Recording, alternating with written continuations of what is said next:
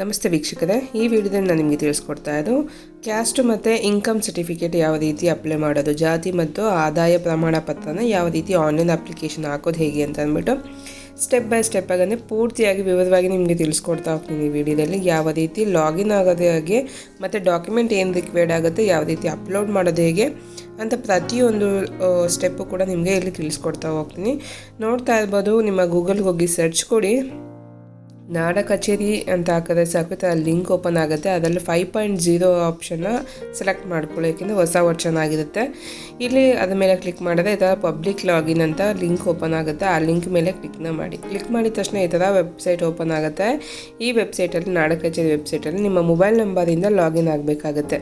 Already register ಆಗಿರಲೇಬೇಕು ಅಂತ ಏನಿಲ್ಲ, ಯಾವುದೇ ನಿಮ್ಮ ನಂಬರ್ನ ಕೊಟ್ಟು ಲಾಗಿನ್ನ ಕೊಡ್ಬೋದಾಗಿರುತ್ತೆ. ಮೊಬೈಲ್ ನಂಬರ್ನ ಎಂಟರ್ ಮಾಡಿ OTP ಪಡೆಯಿರಿ ಅಂತ ಅಂದ್ಬಿಟ್ಟು ಆಪ್ಷನ್ ಕೇಳ್ತಾ ಇದೆಯಲ್ಲ ಕೆಳಗಡೆ, ಅದ್ರ ಮೇಲೆ ಕ್ಲಿಕ್ ಮಾಡಿದ ತಕ್ಷಣ ಒಂದು OTP ಹೋಗುತ್ತೆ. ಆ OTPನ ಇಲ್ಲಿ ಹಾಕ್ಕೋಬೇಕಾಗತ್ತೆ, ಎಂಟರ್ ಮಾಡಬೇಕಾಗತ್ತೆ. OTPನ ಹಾಕ್ಕೊಂಡು ಲಾಗಿನ್ ಅಂತ ಕಾಣ್ತದಿಲ್ಲ, ಲಾಗಿನ್ ಮೇಲೆ ಕ್ಲಿಕ್ ಮಾಡಿ. ಲಾಗಿನ್ ಅಂತ ಕೊಟ್ಟಿದ ತಕ್ಷಣ ನಿಮ್ಮ ಅಕೌಂಟ್ಗೆ, ಅಂದರೆ ನಿಮ್ಮ ಮೊಬೈಲ್ ನಂಬರ್ ಲಾಗಿನ್ ಆಗುತ್ತೆ. ಇಲ್ಲಿ ನೋಡ್ತಾ ಇರ್ಬೋದು, ನಿಮ್ಮ ಮೊಬೈಲ್ ನಂಬರು ಕಾಣುತ್ತೆ, ಲಾಗಿನ್ ID ಮತ್ತು ಯಾವ ಆವೃತ್ತಿ ತೋರಿಸುತ್ತೆ, ವರ್ಷನ್ ಯಾವುದು ಅಂತ ತೋರಿಸುತ್ತೆ, ಮತ್ತು ಲ್ಯಾಂಗ್ವೇಜ್ ಕೂಡ ಚೇಂಜ್ ಮಾಡ್ಕೊಬೋದು. ಕನ್ನಡ, ಇಂಗ್ಲೀಷ್ ಲ್ಯಾಂಗ್ವೇಜು ಕೂಡ ಚೇಂಜ್ ಮಾಡ್ಕೊಬೋದಾಗಿರುತ್ತೆ. ಇವಾಗ ಯಾವ ರೀತಿ ಅಪ್ಲೈ ಮಾಡೋದು ನೋಡೋಣ. ಇಲ್ಲಿ ಮುಖಪುಟ ಮತ್ತು ಹೊಸ ವಿನಂತಿ ಅಂತ ಅಂದ್ಬಿಟ್ಟು ಆಪ್ಷನ್ಸ್ಗಳು ನೋಡ್ತಾ ಇದ್ದಲ್ಲ, ಆ ಆಪ್ಷನ್ಸ್ ಹೊಸ ವಿನಂತಿ ಮೇಲೆ ಕ್ಲಿಕ್ ಮಾಡಿದ್ರೆ ಮತ್ತೆ ಒಂದು ಆಪ್ಷನ್ ಓಪನ್ ಆಗುತ್ತೆ, ಜಾತಿ ಪ್ರಮಾಣ ಪತ್ರ ಅಂತ ಅಂದ್ಬಿಟ್ಟು. ಮತ್ತು ಸೆಕೆಂಡ್ ಮೇಲೆ ಮತ್ತೆ ಕ್ಲಿಕ್ ಮಾಡಿದ್ರೆ ಮತ್ತೆ ಜಾತಿ ಪ್ರಮಾಣ ಪತ್ರ ಅಂತ ತೋರಿಸುತ್ತೆ. ಅದ್ರ ಮೇಲೆ ಮಾಡಿದ್ದೀನಿ. ಇವಾಗ ಕ್ಲಿಕ್ ಮಾಡಿದ ತಕ್ಷಣ ಇದರ ಆಪ್ಷನ್ ಓಪನ್, ಅಂದರೆ ನೆಕ್ಸ್ಟ್ ಪೇಜ್ ಓಪನ್ ಆಗುತ್ತೆ. ಇಲ್ಲಿ ಜಾತಿ ಪ್ರಮಾಣ ಪತ್ರ ಏನಪ್ಪ ಇಲ್ಲಿ ನೋಡ್ಬೋದಾದರೆ, ಇಲ್ಲಿ ಎಷ್ಟು ವ್ಯವಹಾರ ಪ್ರಮಾಣ ಪತ್ರ ತೊಗೊಳೋಕ್ಕೆ ಎಷ್ಟು ದಿನ ಗರಿಷ್ಠ ದಿನಗಳು ಎಷ್ಟು ಬೇಕಾಗುತ್ತೆ ಅಂದರೆ 21 ದಿನ ಅಂದ್ಬಿಟ್ಟು ತೋರಿಸ್ತಾ ಇದೆ. ಸೇವಾ ಶುಲ್ಕ ಬಂದು 40 ರೂಪಾಯಿ ಏನೋ ತೋರಿಸ್ತಾ ಇದೆ, ನೋಡೋದಲ್ಲ. ಇದಕ್ಕೆ ಅಮೌಂಟ್ ಕಟ್ ಆಗೋದು 40 ರೂಪಾಯಿ ಅಷ್ಟೇ. ಮತ್ತು ಎಷ್ಟು ದಿನ ಅಂದರೆ 21 ದಿನ ವರ್ಕಿಂಗ್ ಡೇಸ್ ಆಗಿರುತ್ತೆ. ಇವಾಗ ಕೆಳಗಡೆ ಬಂದರೆ ಡಾಕ್ಯುಮೆಂಟ್ಸ್ ಇದಕ್ಕೆಲ್ಲ ಏನು ರಿಕ್ವೈರ್ಡ್ ಆಗುತ್ತೆ ಅಂತ ನೋಡೋಣ. ಬನ್ನಿ ಕೆಳಗಡೆ ಅವಶ್ಯಕತೆ ಇರುವ ದಾಖಲೆಗಳು ಏನಂತಪ್ಪ ಅಂತಂದರೆ, ಇಲ್ಲಿ ಶಾಲಾ ದಾಖಲೆ ಬೇಕಾಗುತ್ತೆ, ಅಂದರೆ TC ಬೇಕಾಗುತ್ತೆ, ಪಡಿತರ ಚೀಟಿ ಬೇಕಾಗುತ್ತೆ, ರೇಷನ್ ಕಾರ್ಡು, ಎಪಿಕ್ ನಂಬರ್ ಬೇಕಾಗುತ್ತೆ. ಎಪಿಕ್ ಕಾರ್ಡ್ ಅಂದರೆ ವೋಟರ್ ಕಾರ್ಡ್ ಬೇಕಾಗುತ್ತೆ, ಹಳೇದು ನಿಮ್ಮದು ಕ್ಯಾಸ್ಟ್ ಸರ್ಟಿಫಿಕೇಟ್ ಇದೆ ಅದು ಕೂಡ ಆಗುತ್ತೆ, ಮತ್ತು ಗುರುತಿನ ಚೀಟಿ, ವೋಟರ್ ಕಾರ್ಡು, ಮತ್ತು ನಿಮ್ಮ ವಿಳಾಸದ ಪುರಾವೆ ಅಂದರೆ ನಿಮ್ಮ ಆಧಾರ್ ಕಾರ್ಡು ಆಗುತ್ತೆ, ಪ್ರೂಫ್ ಆಗುತ್ತೆ. ಇಂಗ್ಲೀಷಲ್ಲಿ ಒಂದ್ಸಲ ನೋಡ್ತಾ ಇರ್ಬೋದು, ಕನ್ನಡದಲ್ಲಿ ಅರ್ಥ ಆಗಲಿಲ್ಲ ಅಂದರೆ. School TC, ration card, voter card, ನಿಮ್ಮ ಹೋಲ್ಡ್ ಕ್ಯಾಸ್ಟ್ ಸರ್ಟಿಫಿಕೇಟ್ ಇದೆ, ಕ್ಯಾಸ್ಟ್ ಸರ್ಟಿಫಿಕೇಟು, ಆಧಾರ್ ಕಾರ್ಡು ಮತ್ತು ವೋಟರ್ ಕಾರ್ಡು ಬೇಕಾಗುತ್ತೆ. ಇಷ್ಟಾದಮೇಲೆ ಕೆಳಗಡೆ ಮುಂದುವರಿಸಿ ಅಂತಿದ್ದಿಲ್ಲ, ಅದ್ರ ಮೇಲೆ ಕ್ಲಿಕ್ ಮಾಡಿ. ಮುಂದುವರಿಸಿ ಅಂತ ಬಂದಿದ ತಕ್ಷಣ ಇಲ್ಲಿ ನೆಕ್ಸ್ಟ್ ಪೇಜ್ ಓಪನ್ ಆಗುತ್ತೆ. ಇಲ್ಲಿ ನೋಡ್ತಾ ಇರೋದಲ್ಲ, ನಿಮ್ಮ ಜಾತಿ ಪ್ರಮಾಣ ಪತ್ರ ಅಪ್ಲೈ ಮಾಡೋದಕ್ಕೆ ಇಲ್ಲಿಂದ ಸ್ಟಾರ್ಟ್ ಆಗುತ್ತೆ. ಇಲ್ಲಿ ಏನಪ್ಪ ನಿಮಗೆ ರೇಷನ್ ಕಾರ್ಡ್ ಕೇಳ್ತಾರೆ, ರೇಷನ್ ಕಾರ್ಡ್ ಇದೆಯಾ ಇಲ್ವೋ ಅಂತ. ನಿಮ್ಮ ಹತ್ರ ರೇಷನ್ ಕಾರ್ಡ್ ಇದ್ದರೆ ಎಸ್ ಅಂತ ಕೊಡಿ, ಇಲ್ಲ ಅಂದರೆ ಅವಶ್ಯಕತೆ ಇಲ್ಲ. ರೇಷನ್ ಕಾರ್ಡ್ ಇದ್ದರೆ ಎಸ್ ಅಂತ ಕೊಟ್ಟು ರೇಷನ್ ಕಾರ್ಡ್ ನಂಬರ್ನ ಹಾಕ್ಕೊಂಡು ಇಲ್ಲಿ ಮುಂದುವರಿಸಿ ಅನ್ನೋ ಆಪ್ಷನ್ ಇದ್ದಿಲ್ಲ, ಅದ್ರ ಮೇಲೆ ಕ್ಲಿಕ್ ಮಾಡಬೇಕಾಗುತ್ತೆ. ಕ್ಲಿಕ್ ಮಾಡಿದ್ಮೇಲೆ ಈ ಕಡೆ ಪಕ್ಕದಲ್ಲಿ ನೆಕ್ಸ್ಟು ಆಧಾರ್ ಕಾರ್ಡ್, ರೇಷನ್ ಕಾರ್ಡಲ್ಲಿ ಏನೆಲ್ಲ ಇದೆ ಡಾಕ್ಯುಮೆಂಟ್, ಅಂದರೆ ಯಾರೆಲ್ಲ ಎಷ್ಟಿದ್ದಾರೋ ಅದ್ರ ಲಿಸ್ಟ್ ತೋರಿಸುತ್ತೆ. ನೋಡ್ತಾ ಇದ್ದಲ್ಲ, ಇದು ಲಿಸ್ಟ್ ತೋರಿಸುತ್ತೆ. ಈ ಲಿಸ್ಟಲ್ಲಿ ಯಾರಾದರೂ ಅಪ್ಲೈ ಮಾಡ್ತಾ ಇರೋ ಅವ್ರನ್ನ ಸೆಲೆಕ್ಟ್ ಮಾಡ್ಕೋಬೇಕಾಗತ್ತೆ. ಸೆಲೆಕ್ಟ್ ಆದಮೇಲೆ ಶೋಧಿಸಿ ಅಂತ ಮತ್ತು ವಾಪಸ್ ಕ್ಲಿಕ್ ಮಾಡಬೇಕಾಗತ್ತೆ. ಕ್ಲಿಕ್ ಆಗಿದ ತಕ್ಷಣ ನೋಡ್ತಾ ಇದ್ದಲ್ಲ, ನೆಕ್ಸ್ಟ್ ಇಲ್ಲಿ ಅಪ್ಲಿಕೇಶನ್ ಫಾರ್ಮ್ಸ್ ಓಪನ್ ಆಗುತ್ತೆ. ಇಲ್ಲಿ 4 ಸ್ಟೆಪ್ ಇದೆ. ಇಲ್ಲಿ ಅರ್ಜಿದಾರರ ವಿವರಗಳು, ಪ್ರಮಾಣ ಪತ್ರ ವಿವರಗಳು, ಮತ್ತು ಅಪ್ಲೋಡು ಮತ್ತು ಸೈನ್ ಅಂತ ಅಂದ್ಬಿಟ್ಟು ತೋರಿಸ್ತಾ ಇದೆ. 4 ಆಪ್ಷನ್ಸ್ನ ನೀವು ಕಂಪ್ಲೀಟ್ ಮಾಡಬೇಕಾಗತ್ತೆ, ಫಿಲ್ ಮಾಡಬೇಕಾಗತ್ತೆ. ಫಸ್ಟ್ ಒಂದು ನೋಡೋದಾದರೆ ಅರ್ಜಿದಾರರ ವಿವರಗಳನ್ನ ಅಂತ ತೋರಿಸ್ತಾ ಇದೆ. ಇಲ್ಲಿ ಪ್ರತಿಯೊಂದು ಡೀಟೇಲ್, ನಿಮ್ಮ ಆಧಾರ್ ಕಾರ್ಡಲ್ಲಿ ಏನೆಲ್ಲ ಡೀಟೇಲ್ ಇರುತ್ತಲ್ಲ, ಆಧಾರ್ ಕಾರ್ಡು ಮತ್ತು ರೇಷನ್ ಕಾರ್ಡಲ್ಲಿ ಯಾವ ಥರ ಇದೆಯೋ ಸೇಮ್ ಅದೇ ರೀತಿ ಹಾಕ್ಕೋಬೇಕಾಗುತ್ತೆ. ರೇಷನ್ ಕಾರ್ಡ್ ಇಲ್ಲ ಅಂತಂದರೆ ಆಧಾರ್ ಕಾರ್ಡ್ ಕೂಡ ನೀವು ಲಾಗಿನ್ ಆಗಿ ಆಧಾರ್ ಕಾರ್ಡಿಂದ ಕೂಡ ಮಾಡ್ಬೋದಾಗಿರುತ್ತೆ. ಅದು ನಾನು ರೇಷನ್ ಕಾರ್ಡಿಂದ ತೋರಿಸ್ತಾ ಇದ್ದೀನಿ, ಇದರಲ್ಲೇ ನೋಡ್ಬೋದು. ಇವಾಗ ನಿಮ್ಮ ಊರ ಹೆಸರನ್ನ, ಜಿಲ್ಲೆ, ತಾಲೂಕು ಹಾಕ್ಕೊಬೇಕಾಗತ್ತೆ. ಯಾವ ಗ್ರಾಮಕ್ಕೆ ಜಾಯ್ನ್ ಆಗಿರೋ ಗ್ರಾಮೀಣ ಪ್ರದೇಶ, ಪ್ರತಿಯೊಂದು ಅಡ್ರೆಸ್ನ ನೀವು ಇಲ್ಲಿ ಹಾಕ್ಕೋಬೇಕಾಗತ್ತೆ. ಅಡ್ರೆಸ್ನ ಸೆಲೆಕ್ಟ್ ಮಾಡ್ಕೊಂಡಾದಮೇಲೆ ಇಲ್ಲಿ ನೀವು ಶ್ರೀಮತಿನೋ, ಕುಮಾರಿನೋ ಏನು ಅಂತ ಸೆಲೆಕ್ಟ್ ಮಾಡ್ಕೋಬೇಕಾಗತ್ತೆ.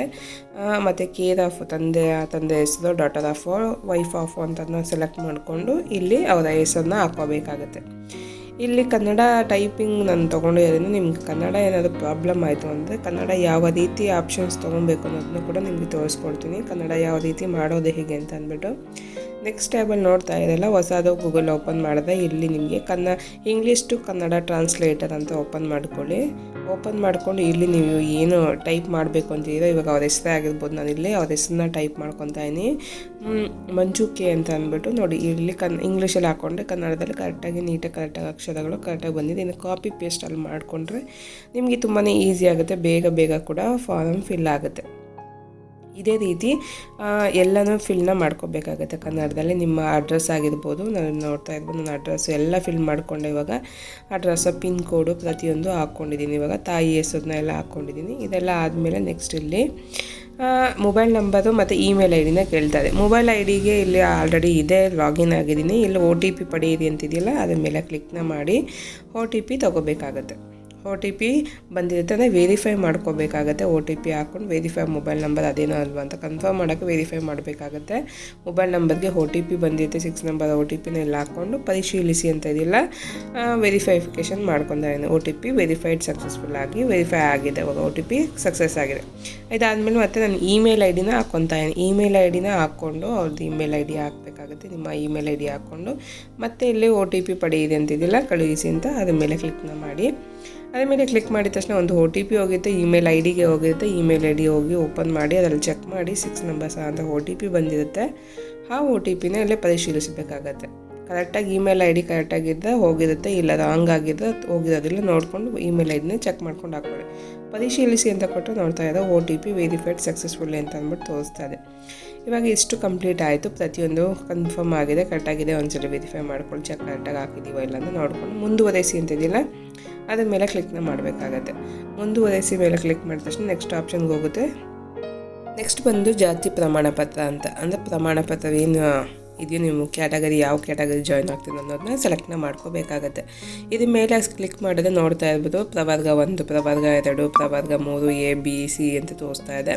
ನೀವು ಯಾವ ಜಾಸ್ತಿಗೆ ಸೇರ್ತೀರೋ, ಯಾವ ಕ್ಯಾಸ್ಟಿಗೆ ಸೇರ್ತೀರೋ, ಯಾವ ಪ್ರವರ್ಗಕ್ಕೆ ಸೇರ್ತೀರೋ ಸೆಲೆಕ್ಟ್ನ ಮಾಡ್ಕೋಬೇಕಾಗತ್ತೆ. ಅದಾದಮೇಲೆ ನಾನಿಲ್ಲಿ ಜಾತಿನ ಕೇಳ್ತಾ ಇದೆ, ಯಾವ ಜಾತಿ ಯಾವ ಕ್ಯಾಸ್ಟ್ ಅನ್ನೋದನ್ನ ಸೆಲೆಕ್ಟ್ನ ಮಾಡ್ಕೋಬೇಕಾಗತ್ತೆ. ಆ ಲಿಸ್ಟು ಈ ಪ್ರವರ್ಗದಲ್ಲಿ ಇರಬೇಕಾಗತ್ತೆ, ಗೊತ್ತಿರಬೇಕಾಗತ್ತೆ. ಇಷ್ಟು ಸೆಲೆಕ್ಟ್ ಆದಮೇಲೆ ನೆಕ್ಸ್ಟ್ ಬಂದರೆ ಇಲ್ಲಿ ನಿಮ್ಮ ಕುಟುಂಬದ ವಾರ್ಷಿಕ ಆದಾಯ ಎಷ್ಟು ಅಂತ ಕೇಳ್ತಾ ಇದೆ. ವಾರ್ಷಿಕ ಆದಾಯ ಎಷ್ಟು ಅಂತ ಅಂದ್ಬಿಟ್ಟು ನೀವು ಇಲ್ಲಿ ಹಾಕ್ಕೋಬೇಕಾಗತ್ತೆ. ಫ್ಯಾಮಿಲಿದು ಎಷ್ಟು ವಾರ್ಷಿಕ ಆದಾಯ ಅಂತ ಅಂದ್ಬಿಟ್ಟು ನೀವು ಹಾಕ್ಕೋಬೇಕು. ವಾರ್ಷಿಕ ಆದಾಯನ ಹಾಕ್ಕೊಂಡಾದ್ಮೇಲೆ ನೆಕ್ಸ್ಟ್ ಬಂದು ಉದ್ದೇಶ ಕೇಳ್ತಾ ಇದೆ. ಉದ್ದೇಶ ನೋಡ್ತಾ ಇದ್ದಾರೆ, ಉದ್ದೇಶ ಆಯ್ಕೆ ಮಾಡಿ ಅಂತ ಅದ್ರ ಮೇಲೆ ಕ್ಲಿಕ್ ಮಾಡಿ ಸೆಲೆಕ್ಟ್ ಮಾಡ್ಕೋಬೇಕಾಗತ್ತೆ. ಅದ್ರ ಮೇಲೆ ಕ್ಲಿಕ್ ಮಾಡಿದ್ರೆ ನಿಮ್ಗೆ ಒಂದಷ್ಟು ಆಪ್ಷನ್ನು ಓಪನ್ ಆಗುತ್ತೆ. ಅಂದರೆ ವಿದ್ಯಾಭ್ಯಾಸಕ್ಕೆ, ನೌಕರಿ ಮತ್ತು ಇತರೆ ಅಂತ ಅಂದ್ಬಿಟ್ಟು ತೋರಿಸ್ತಾ ಇದೆ. ನೀವು ಯಾವುದಕ್ಕೆ ಅಪ್ಲೈ ಮಾಡ್ತಾ ಹಾಕ್ಕೊಳ್ಳಿ. ನಾನು ಇತರೆ ಅಂತ ಹಾಕ್ಕೊತಾ ಇದ್ದೀನಿ. ನಿಮ್ಗೆ ಯಾವುದಕ್ಕೆ ವಿದ್ಯಾಭ್ಯಾಸಕ್ಕೆ ಬೇಕೋ ಇಲ್ಲ ನೌಕರಿಗೆ ಬೇಕೋ ಏನೋ ಸೆಲೆಕ್ಟ್ ಮಾಡ್ಕೊಂಡು ಮುಂದುವರೆಸಿ ಅಂತಿದೆಯಲ್ಲ ಅದ್ರ ಮೇಲೆ ಕ್ಲಿಕ್ನ ಮಾಡಿ. ಕ್ಲಿಕ್ ಮಾಡಿದ ತಕ್ಷಣ ನೋಡ್ತಾ ಇರ್ಬೋದು, 2ನೇ ಆಪ್ಷನ್ ಆಯಿತು. ಇವಾಗ ಅಪ್ಲೋಡ್ 3rd ಆಪ್ಷನ್ಗೆ ಹೋಯಿತು. ಇವಾಗ 2 ಕಂಪ್ಲೀಟ್ ಆಯಿತು. 3rd ಆಪ್ಷನಲ್ಲಿ ಅಪ್ಲೋಡ್ನ ಮಾಡಬೇಕಾಗತ್ತೆ. ಫಸ್ಟು ನಿಮ್ಮ ಲೈವ್ ಒಂದು ಫೋಟೋನ ಅಪ್ಲೋಡ್ನ ಮಾಡಬೇಕಾಗತ್ತೆ. ಅಲ್ಲೇ ಡೈರೆಕ್ಟಾಗಿ ವೆಬ್ ಕ್ಯಾಮ್ರಾದ್ರೆ ವೆಬ್ ಕ್ಯಾಮ್ರಾಯಿಂದ ಫೋಟೋನ ತಗೊಳ್ಳಿ, ಇಲ್ಲಾಂದರೆ ಸ್ಕ್ಯಾನ್ ಮಾಡಿಕೊಂಡು ಅಪ್ಲೋಡ್ನ ಮಾಡಬೇಕಾಗತ್ತೆ. ಅಲ್ಲ ರೀಸೆಂಟ್ ಇವಾಗ ಫೋಟೋ ತೊಗೊಂಡು ಹಾಕಬೇಕಾಗತ್ತೆ. ಅದಾದಮೇಲೆ ಇಲ್ಲಿ ನೋಡ್ತಾ ಇರಲ್ಲ, ಕೆಳಗಡೆ ಬಂದರೆ ಡಾಕ್ಯುಮೆಂಟ್ಸ್ನ ಅಪ್ಲೋಡ್ನ ಮಾಡಬೇಕಾಗತ್ತೆ. ಇಲ್ಲಿ ನಾನು ಅಪ್ಲೋಡ್ ಮಾಡ್ತಾ ಇರೋದು ಫಸ್ಟ್ ಒನ್ ಅಪ್ಲೋಡ್ ಮಾಡ್ತಾಯಿದ್ದೀನಿ, ಸೆಕೆಂಡ್ ಒನ್ ಎಪಿಕ್ ರೇಷನ್ ಕಾರ್ಡ್ನ ಅಪ್ಲೋಡ್ ಮಾಡ್ತಾಯಿದ್ದೀನಿ, ಥರ್ಡ್ ಒನ್ ಎಪಿಕ್ ಕೂಡ ಅಪ್ಲೋಡ್ನ ಮಾಡ್ತಾಯಿದ್ದೀನಿ. ಇಷ್ಟು ಅಪ್ಲೋಡ್ನ ಮಾಡ್ಕೊತಾಯಿದ್ದೀನಿ. ನೋಡ್ತಾ ಇರ್ಬೋದು, ಇದು ಅಪ್ಲೋಡ್ ಮಾಡಿದಾಗ 300 KB ಅಂತ ತೋರಿಸ್ತಾ ಇದೆ. 300 KB ಒಳಗಡೆ ಜಾಸ್ತಿ ಇರಬಾರ್ದು, 300 KB ಮೇಲೆ ಇರಬಾರ್ದು, 300 KB ಒಳಗಡೆ ಇರಬೇಕು. PDF ಫೈಲಲ್ಲಿ JPG ಅದು ನಡೆಯುತ್ತೆ. ಇದು ಯಾವ ಫಾರ್ಮೇಟ್ ಅಂತ ಕೇಳ್ತಿಲ್ಲ, ಅದೇ KB ಮಾತ್ರ ಕೇಳ್ತಾ ಇದೆ. ಇದಾದಮೇಲೆ ನಾನು ಇಷ್ಟು ಫುಲ್ಲು ಅಪ್ಲೋಡ್ ಮಾಡ್ಕೊಂಡಾದ್ಮೇಲೆ ಏನು ನೀವು ಅಪ್ಲೈ ಮಾಡಿದ್ರಲ್ಲ ಅದಾದಮೇಲೆ ಅಪ್ಲೋಡ್ ಡಾಕ್ಯುಮೆಂಟ್ ಆದಮೇಲೆ ಕ್ಲಿಕ್ ಮಾಡಿದ್ರೆ ಇಲ್ಲಿ ತೋರಿಸುತ್ತೆ, ಡಾಕ್ಯುಮೆಂಟ್ ಫೈಲ್ನ ತೋರಿಸುತ್ತೆ. ಇಲ್ಲಿ ಕೆಳಗಡೆ ಬಂದ ಗುರುತಿನ ಚೀಟಿ ಮತ್ತು ವಿಳಾಸದ ಪುರಾವೆನ ಆಯ್ಕೆ ಮಾಡ್ಕೊತಾಯಿದ್ದೀನಿ. ಆಧಾರ್ ಕಾರ್ಡ್ನ ಕೊಡ್ತಾಯಿದ್ದೀನಿ, ವಿಳಾಸದ ಪುರಾವೆಗೆ ಆಧಾರ್ ಕಾರ್ಡ್ನ ಕೊಡ್ತಾಯಿದ್ದೀನಿ. ಫೈಲ್ನ ಸೆಲೆಕ್ಟ್ ಮಾಡ್ಕೊಂಡಾದ್ಮೇಲೆ ಇಲ್ಲಿ ಅಪ್ಲೋಡ್ ಡಾಕ್ಯುಮೆಂಟ್ ಅಂತ ಪಕ್ಕದಲ್ಲಿದೆಯಲ್ಲ ಬ್ಲೂ ಕಲರ್ ಮೇಲೆ ಕ್ಲಿಕ್ ಮಾಡಿದ್ರೆ ಈ ಕಡೆ ಫೈಲ್ ಓಪನ್ ಆಗುತ್ತೆ. PDF ಫೈಲ್ ಈ ಕಡೆ ನೋಡ್ಬೋದು. ಇವಾಗ ಮತ್ತೆ ಗುರುತಿನ ಚೀಟಿನ ಕ್ಲಿಕ್ ಮಾಡ್ಕೊತಾ ಇದ್ದೀನಿ, ಅಂದರೆ ವೋಟರ್ ಕಾರ್ಡ್ನ ಅಪ್ಲೋಡ್ ಮಾಡ್ಕೊತಾ ಇದ್ದೀನಿ. ಓಪನ್ ಅಂತ ಕೊಟ್ಟೆ, ಈ ಕಡೆ ಅಪ್ಲೋಡ್ ಡಾಕ್ಯುಮೆಂಟ್ ಅಂತ ಕೊಟ್ಟಿದ ತಕ್ಷಣ ಆಟೋಮೆಟಿಕ್ಕಾಗಿ ಈ ಕಡೆ ಅಪ್ಲೋಡ್ ಆಗುತ್ತೆ, ನಿಮ್ಮ ಫೈಲ್ ಓಪನ್ ಆಗುತ್ತೆ ಈ ಕಡೆ.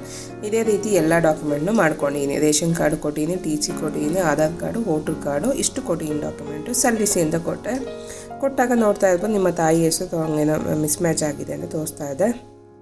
ಆವಾಗ ಇದು ವಾಪಸ್ ನಾನು ಬ್ಯಾಕ್ ಬಂದು ವಾಪಸ್ ಇಂಗ್ಲೀಷಲ್ಲಿ ಮಾಡಿದೆ. ಅಂದರೆ ಸರ್ವರ್ ಇಶ್ಯೂ ಬಂದಾಗ ಇಲ್ಲಾಂದರೆ ತೊಗೊಳ್ತಾ ಇದ್ದಾಗ ಕನ್ನಡ ಈ ಥರ ತೋರಿಸುತ್ತೆ. ಅವಾಗ ವಾಪಸ್ ಹಿಂದೆ ಬಂದು ಇಂಗ್ಲೀಷಲ್ಲಿ ಟೈಪ್ ಮಾಡಿದಾಗ ನೋಡಿತ್ತು ನನಗೆ ಆರ್ ಡಿ ನಂಬರ್ ಓಕೆ ಆಗಿ ಬಂತು. ಸೇಮ್ ಟು ಸೇಮೇ ಮಾಡಿದೆ, ನಾನು ಏನೂ ಚೇಂಜಸ್ ಮಾಡಲಿಲ್ಲ. ಸೇಮ್ ಅದೇ ರೀತಿ ಮಾಡಿ ನಾನು ವಾಪಸ್ ಸಬ್ಮಿಟ್ ಅಂತ ಕೂಡ ತೊಗೊಂಡು ಆರ್ ಡಿ ನಂಬರ್ ವಾಪಸ್ ಓಪನ್ ಆಗಿದೆ. ಇವಾಗ ಇಲ್ಲಿ ನಾನು ಈ ಸೈನ್ಗೆ ಹೋಗಿದೆ ಲಾಸ್ಟ್. ಇದೆಲ್ಲ ನಾವೇನೆಲ್ಲ ಡಾಕ್ಯುಮೆಂಟ್ ನಾವು ಅಲ್ಲಿ ಟೈಪ್ ಮಾಡಿದ್ವಲ್ಲ ಅದೆಲ್ಲ ಕರೆಕ್ಟಾಗಿದೆಯಲ್ವ ಅಂತ ಪ್ರತಿಯೊಂದು ವೆರಿಫೈ ಮಾಡ್ಕೊಳ್ಳಿ. ಅಡ್ರೆಸ್ಸು ಪ್ರತಿಯೊಂದು ಚೆಕ್ ಮಾಡ್ಕೊಳ್ಳಿ. ಓಕೆ ಎಲ್ಲ ಕರೆಕ್ಟಾಗಿದೆ ಅಂತ ಅಂದ್ಬಿಟ್ಟು ಚೆಕ್ ಮಾಡಿಕೊಂಡು ವಾಪಸ್ ಮೇಲೆ ಬಂದರೆ ಈ ಸೈನ್ನ ಮಾಡ್ಕೋಬೇಕಾಗುತ್ತೆ. ನೋಡ್ತಾ ಇರ್ಬೋದು ಪ್ರತಿಯೊಂದು ಕೂಡ ಸೇಮ್ ಟು ಸೇಮ್ ನಾನು ಹಾಕ್ಕೊಂಡಿನಿ, ಇಂಗ್ಲೀಷಲ್ಲಿ ಹಾಕ್ಕೊಂಡಿನಿ ಅಷ್ಟೇ. ಓಕೆ ಅಂತ ಕೊಟ್ಟು ಈ ಸೈನ್ ಮೇಲೆ ಕ್ಲಿಕ್ ಮಾಡಿದ್ರೆ ನೆಕ್ಸ್ಟು ಇಲ್ಲಿ ಆಧಾರ್ ಕಾರ್ಡ್ KYC ಕೇಳ್ತಾ ಇದೆ. ಈ KYC ಅಂದರೆ ಆಧಾರ್ ಕಾರ್ಡ್ KYC ಮಾಡಬೇಕಾಗತ್ತೆ. ಆಧಾರ್ ಕಾರ್ಡ್ ನಂಬರ್ನ ಹಾಕ್ಕೋಬೇಕಾಗತ್ತೆ. ಆಧಾರ್ ಕಾರ್ಡ್ ನಂಬರ್ ಯಾರ್ದು ಅಪ್ಲೈ ಮಾಡ್ತಾ ಇರಲ್ಲ ಅವ್ರದ್ದೇ ಆಧಾರ್ ಕಾರ್ಡ್ನ ಹಾಕ್ಕೊಂಡು ಗೆಟ್ OTP ಮೇಲೆ ಕೊಟ್ಟರೆ ಅವ್ರಿಗೆ OTP ಹೋಗಿರುತ್ತೆ. ಆಧಾರ್ ಕಾರ್ಡ್ಗೆ ಲಿಂಕ್ ಆಗಿದೆ ಅಂತ ಮೊಬೈಲ್ ನಂಬರ್ಗೆ OTP ಹೋಗುತ್ತೆ. ಆ OTPನ ಇಲ್ಲಿ ಹಾಕ್ಕೋಬೇಕಾಗುತ್ತೆ. OTPನ ಹಾಕ್ಕೊಂಡು ಕೆಳಗಡೆ ಸಬ್ಮಿಟ್ ಅಂತ ಇದಿಲ್ಲ, ಸಬ್ಮಿಟ್ ಮೇಲೆ ಕ್ಲಿಕ್ನ ಮಾಡಿ. ಕ್ಲಿಕ್ ಮಾಡಿದ ತಕ್ಷಣ ನಿಮಗೆ ನೆಕ್ಸ್ಟು ಈ ಸೈನ್ ಆಗಿದೆ. ಇವಾಗ ಪೇಮೆಂಟ್ಗೆ ಹೋಗುತ್ತೆ. ಪ್ರೊಸೀಡ್ ಫಾರ್ ಪೇ ಅಂತ ತೋರಿಸ್ತಾ ಇದೆಲ್ಲ, ಪೇ ಅಂತ ಆ ಪೇ ಮೇಲೆ ಕ್ಲಿಕ್ನ ಮಾಡಬೇಕಾಗತ್ತೆ. ನೆಕ್ಸ್ಟ್ ಪ್ರೋಸೆಸ್ಸು ಪೇಮೆಂಟ್ ಮಾಡಬೇಕಾಗತ್ತೆ. ಅದ ಮೇಲೆ ಕ್ಲಿಕ್ ಮಾಡಿದ್ರೆ ನಿಮ್ಗೆ ನೆಕ್ಸ್ಟ್ ಪೇಜಲ್ಲಿ ಓಪನ್ ಆಗುತ್ತೆ. ಅಕ್ನಾಲೇಜ್ಮೆಂಟು ಆರ್ ಡಿ ನಂಬರ್ ಅಲ್ಲಿ ಮೇಲೆ ತೋರಿಸ್ತಾ ಇದೆಯಲ್ಲ ಅಲ್ಲಿ ಕೆಳಗಡೆ ಅಮೌಂಟ್ ಎಷ್ಟು ಪೇ ಮಾಡಬೇಕು ಅನ್ನೋದನ್ನು ಕೂಡ ಇಲ್ಲಿ ತೋರಿಸ್ತಾ ಇದೆ. ಕೆಳಗಡೆ ಬಂದರೆ ಕೆಳಗಡೆ ಒಂದು ಚೆಕ್ ಬಾಕ್ಸ್ ಇದೆ. ಇದೆಲ್ಲ ಟರ್ಮ್ ಆ್ಯಂಡ್ ಕಂಡೀಷನ್ಸ್ ಎಲ್ಲ ಇರುತ್ತೆ, ನೋಡ್ಕೋಬೋದು ನೀವು. ಇದೆಲ್ಲ ನೋಡ್ಕೊಂಡು ಕೆಳಗಡೆ ಚೆಕ್ ಬಾಕ್ಸ್ ಒಂದು ನೋಡ್ತಾ ಇದೆ. I accept the term and condition ಅಂತ ಅಕ್ಸೆಪ್ಟ್ ಮೇಲೆ ಚೆಕ್ ಬಾಕ್ಸ್ ಮೇಲೆ ಕ್ಲಿಕ್ ಮಾಡಿ ಪೇನೋ ಅಂತ ಇದಿಲ್ಲ ಫೋನ್ಪೇ ಅಂತ ಅದ್ರ ಮೇಲೆ ಕ್ಲಿಕ್ನ ಮಾಡಬೇಕಾಗುತ್ತೆ. ಕ್ಲಿಕ್ ಆದರೆ ನಿಮಗೆ ಸ್ಕ್ಯಾನರ್ ಓಪನ್ ಆಗುತ್ತೆ. ಸ್ಕ್ಯಾನರ್ ನೋಡ್ತಾ ಇರೋದಲ್ಲ ಈ ಥರ ಸ್ಕ್ಯಾನ್ ಓಪನ್ ಆಗುತ್ತೆ. ನೀವು ಆ ಮಾಮೂಲಿ ಫೋನ್ಪೇ ಯಾವ ರೀತಿ ಮಾಡ್ತೀರೋ ಆ ರೀತಿ ಸ್ಕ್ಯಾನ್ ಮಾಡಿಕೊಂಡು ಪೇಮೆಂಟ್ನ ಮಾಡಬೇಕಾಗುತ್ತೆ. ನೋಡೋದಲ್ಲ ಯಾವ ರೀತಿ ಲಾಗಿನ್ ಆದೆ ಅಂತ ನೋಡಿದ್ರೆ ಯಾವ ರೀತಿ ಆ ಡಾಕ್ಯುಮೆಂಟ್ನ ಫಿಲ್ ಮಾಡಬೇಕು, ಈಗ ಫಿಲ್ ಮಾಡಿ ಅಪ್ಲಿಕೇಶನ್ ಫಿಲ್ ಮಾಡಿ ಡಾಕ್ಯುಮೆಂಟ್ ಅಪ್ಲೋಡ್ ಮಾಡೋದು ನೋಡಿದ್ರೆ ಇವಾಗ ಸ್ಕ್ಯಾನ್ ಮಾಡಿ ಪೇಮೆಂಟ್ನ ಕಟ್ಟಾದ್ಮೇಲೆ ಈ ಥರ ಎರದು ಬಂತು ಅಂತಂದಾಗ ಏನು ಯೋಚನೆ ಮಾಡೋಕ್ಕೆ ಹೋಗ್ಬಿಡಿ. ನಿಮ್ಗೆ ಆರ್ ಡಿ ನಂಬರ್ ಸಿಕ್ಕಿದೆ, ವಾಪಸ್ ಲಾಗಿನ್ ಆಗಬೇಕಾಗತ್ತೆ. ನಿಮಗೆ ಯಾವ ಥರ ಅಂತಂದ್ರೆ ನೋಡ್ಬೋದು. ನಿಮ್ಮ ಇಮೇಲ್ ID ಓಪನ್ ಮಾಡಿ ನೋಡಿದ್ರೆ ಇಮೇಲ್ ID ಕೊಟ್ಟಿರ್ತೀವಲ್ಲ, ಇಮೇಲ್ IDಗೆ ಈ ಥರ ನಿಮ್ಮ ಅಪ್ಲಿಕೇಶನ್ ಆರ್ ಡಿ ನಂಬರ್ ಬರುತ್ತೆ ಮತ್ತು ಅಕ್ನಾಲೇಜ್ಮೆಂಟ್ ಕೂಡ ಬಂದಿರುತ್ತೆ. ಈ PDF ಫೈಲ್ ಮೇಲೆ ಕ್ಲಿಕ್ ಮಾಡಿದ್ರೆ ನಿಮಗೆ ಆ ಸರ್ಟಿಫಿಕೇಟ್ ಅಕ್ನಾಲೇಜ್ಮೆಂಟ್ ಈ ಥರ ಓಪನ್ ಆಗುತ್ತೆ. ಈ ರಸೀದಿನ ನೀವು ಪ್ರಿಂಟ್ಔಟ್ ಕೂಡ ತೊಗೊಬೋದಾಗುತ್ತೆ. ಮೊಬೈಲ್ಗೂ ಕೂಡ ಈ ಥರ ಮೆಸೇಜ್ ಬಂದಿದೆ 21 ವರ್ಕಿಂಗ್ ಡೇಸ್ ಒಳಗಡೆ ನಿಮ್ಮ ಕೆಲಸ ಆಗುತ್ತೆ ಅಂತ ಅಂದ್ಬಿಟ್ಟು ತೋರಿಸ್ತಾ ಇದೆ. ಮತ್ತು ಅಪ್ಲಿಕೇಶನ್ ರಿಸೀವ್ಡ್ ಕೂಡ ಆಗಿದೆ. ನೋಡೋದಲ್ಲ ಇವಾಗ ಯಾವ ರೀತಿ ಅದನ್ನು ಟ್ರ್ಯಾಕ್ ಮಾಡೋದು ಹೇಗೆ ಅಂತ ತಿಳಿಸ್ಕೊಡ್ತೀನಿ. ನೀವು ಲಾಗಿನ್ ಆಗಬೇಕಾಗತ್ತೆ. ಮೊಬೈಲ್ ನಂಬರ್ನ ಹಾಕೊಂಡು OTP ತೊಗೊಂಡು ಲಾಗಿನ್ ಆಗಬೇಕಾಗತ್ತೆ. ಲಾಗಿನ್ ಆಗಿ ಲಾಸ್ಟ್ ಒಂದು ಅರ್ಜಿ ಸ್ಥಿತಿ ಪಡೆಯಿರಿ ಅಂತ ಇದೆಯಲ್ಲ, ಪರಿಶೀಲಿಸಿ ಅಂತ ಅದ್ರ ಮೇಲೆ ಕ್ಲಿಕ್ನ ಮಾಡಿದ್ರೆ ಸ್ವೀಕೃತಿಯ ಸಂಖ್ಯೆಯನ್ನು ಮುದಿಸಿಯನ್ನು ತೋರಿಸುತ್ತೆ. ಇಲ್ಲಿ ನಿಮ್ಮ ಅಕ್ನಾಲೇಜ್ಮೆಂಟ್ ನಂಬರ್ ಆರ್ ಡಿ ನಂಬರ್ನ ಇಲ್ಲಿ ಹಾಕ್ಕೋಬೇಕಾಗತ್ತೆ. ಆರ್ ಡಿ ನಂಬರ್ನ ಎಂಟರ್ ಮಾಡಿ ಚೆಕ್ ಸ್ಟೇಟಸ್ ಅಂತ ಇದೆಯಲ್ಲ ಅದನ್ನ ಅದ್ರ ಮೇಲೆ ಕ್ಲಿಕ್ನ ಮಾಡಬೇಕಾಗತ್ತೆ. ನನ್ನ ವಾಯ್ಸ್ ಗಂಟಲು ತುಂಬ ನೋವ್ತಾ ಇರೋದ್ರಿಂದ ನಿಮಗೆ ವಾಯ್ಸ್ ಸರಿಯಾಗಿ ಬರ್ತಿದೆಯೋ ಗೊತ್ತಿಲ್ಲ, ಅಡ್ಜಸ್ಟ್ ಮಾಡ್ಕೊಳ್ಳಿ. ಇದಾದಮೇಲೆ ಚೆಕ್ ಅಂತ ಬಂದಿದ ತಕ್ಷಣ ಡೀಟೇಲ್ಸ್ ಎಲ್ಲ ಈ ಥರ ಬರುತ್ತೆ. ಇದೆಲ್ಲ ವೆರಿಫೈ ಮಾಡ್ಬೋದು. ಮತ್ತು ಇಲ್ಲಿ ಯಾವ ಸ್ಟೇಜಲ್ಲಿದೆ ಅಂತ ಅನ್ನೋದು ಕೂಡ ನೀವು ತಿಳ್ಕೊಬೋದಾಗುತ್ತೆ. ಅಂದರೆ ನಿಮ್ಮ ಅಪ್ಲಿಕೇಶನ್ ಫಾರ್ಮ್ ಯಾವ ಹತ್ರ ಇದೆ ಅಂತ ನೋಡ್ಬೋದು. DC ಪರಿಶೀಲಿಸಿ ಅಂತ ಇದೆ, ಗ್ರಾಮ ಲೆಕ್ಕಾಧಿಕಾರಿ, ಕಂದಾಯ ನಿರೀಕ್ಷಕ, ಪ್ರತಿಯೊಬ್ಬರು ಕೂಡ ಇಲ್ಲಿ ತಹಸೀಲ್ದಾರ್ ಆಫೀಸ್ ಎಲ್ಲಿದೆ ಅನ್ನೋದನ್ನ ಇಲ್ಲಿ ತೋರಿಸ್ತಾ ಇದೆ. ಪಿಂಕ್ ಲೈನ್ ಇರುತ್ತಲ್ಲ ಅದು ಅಲ್ಲಿ ಆ ಸ್ಟೇಜಲ್ಲಿದೆ ಅಂತ ಅಂದ್ಬಿಟ್ಟು ತೋರಿಸುತ್ತೆ. ನೋಡೋದಲ್ಲ ಯಾವ ರೀತಿ ನಿಮ್ಮ ಮೊಬೈಲೆಲ್ಲ ಕುತ್ಕೊಂಡು ನೀವೇ ಅಪ್ಲೈ ಮಾಡೋದು ಹೇಗೆ ಅಂತ ಅಂದ್ಬಿಟ್ಟು ಲಾಗಿನ್ನಿಂದ ಹಿಡಿದು ಡಾಕ್ಯುಮೆಂಟ್ ಅಪ್ಲೋಡ್ ಮಾಡಿ ಯಾವ ರೀತಿ ನೋಡೋದು ಚೆಕ್ ಮಾಡೋದು ಹೇಗೆ ಅನ್ನೋದು ಕೂಡ ನಿಮಗೆ ತಿಳಿಸ್ಕೊಟ್ಟಿದ್ದೀನಿ. ಈ ವಿಡಿಯೋ ನಿಮಗೆಲ್ಲ ಯೂಸ್ಫುಲ್ ಆಯಿತು ಅಂದ್ಕೊತೀನಿ. ಯೂಸ್ ಆಗಿದೆ ಲೈಕ್ ಮಾಡಿ, ಶೇರ್ ಮಾಡಿ, ಕಮೆಂಟ್ ಮಾಡಿ ತಿಳಿಸಿ. ಸಿಗೋಣ ಮತ್ತೊಂದು ವಿಡಿಯೋದಲ್ಲಿ, ಹೊಸ ವಿಡಿಯೋದಲ್ಲಿ. Thank you for watching. ಸಿಗೋಣ.